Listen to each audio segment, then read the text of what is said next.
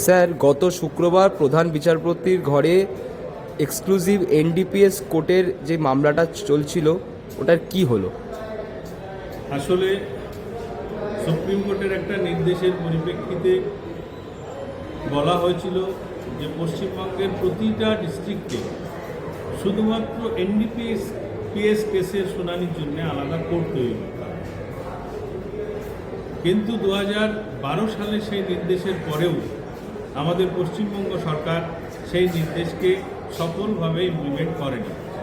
তাই একটি জনস্বার্থ মামলা আমরা এখানে এনেছিলাম এই কারণে যে প্রচুর বিচারাধীন বন্দী যারা এনডিপিএস কেসে, কিছু সত্যি কেস কিছু মিথ্যা কেস, তাতে বিচারাধীন বন্দী হিসাবে দিনের পর দিন 3 বছর 4 বছর 5 বছর কোনো বিচার ছাড়াই বন্দি দশা আছে।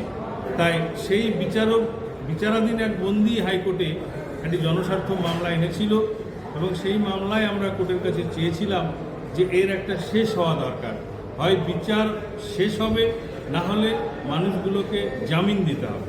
কিন্তু এনডিপিএস কেসের নিয়ম অনুযায়ী জামিন পাওয়াটা কমার্শিয়াল যদি কোয়ান্টিটি হয় তাহলে সম্ভব নয়।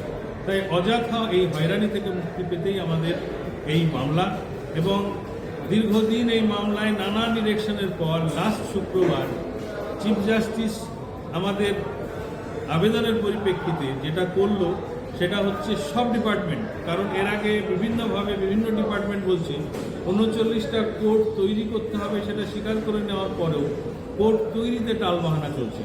তাই লাস্ট শুক্রবার খুব কড়াভাবেই প্রধান বিচারপতি আগামী 26শে ফেব্রুয়ারি ঠিক 3টের সময় জুডিশিয়াল সেক্রেটারি, পিডব্লিউডি সেক্রেটারি এবং আমাদের হাইকোর্ট অ্যাডমিনিস্ট্রেশন সবাই একসঙ্গে আমাদের হাইকোর্টের স্টাডি রুমে বসে একটা সিদ্ধান্তে আসবে এবং কতদিনের মধ্যে এই কাজটা সম্পন্ন করতে পারে তার সুনির্দিষ্ট পথরেখা চিফ জাস্টিসের কাছে জমা দিতে হবে আগামী 9ই মার্চ।